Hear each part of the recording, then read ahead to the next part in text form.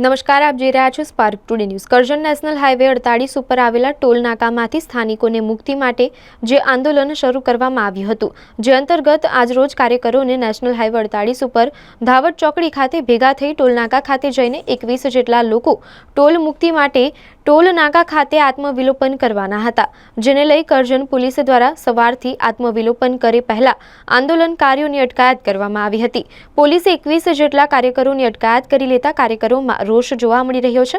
બીજી તરફ આ દમણની નીતિનો વિરોધ કરી આંદોલન કાયદાકીય ચાલુ રાખવાની આંદોલનકારીઓએ મીડિયા સમક્ષ વાત કરી હતી। આજનો આંદોલનના ભાગરૂપે અમે 11 તારીખથી નેશનલ ઓથોરિટી સામે ટોલ મુક્તિ માટે લોક જાગૃત નાગરિક દ્વારા આંદોલન ચાલુ કરે છે। પગપાળા યાત્રા કરીને અમે કલેક્ટરશ્રીને આવેદનપત્ર આપેલું અને આજરોજ અમારે એ ભાગરૂપે આત્મવિલોપન કરવાનું હોય, દેહ ત્યાગ કરવાનો હોય ત્યારે પોલીસે અમને ઘરેથી ઉઠાવીને ડિટેન કરવામાં આવે છે। સવારના વહેલા બધા જે 21 જણ આંદોલનકારીઓ હતા અમારા આત્મવિલોપન કરનાર બધાને ઘરેથી ઉઠાવીને લાવ્યા છે।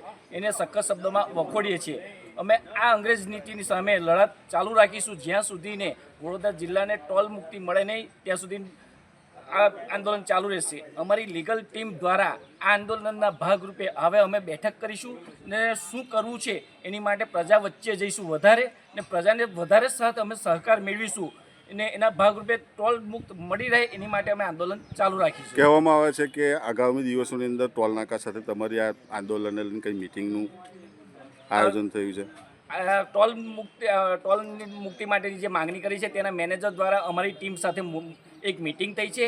એમને 25 તારીખની આસપાસ મિટિંગનું આયોજન કરેલું છે એમના ઉપરી અધિકારીઓ દ્વારા કે એ સારા સમાચાર મળશે એવી આશા એમને પણ છે, અમને પણ છે।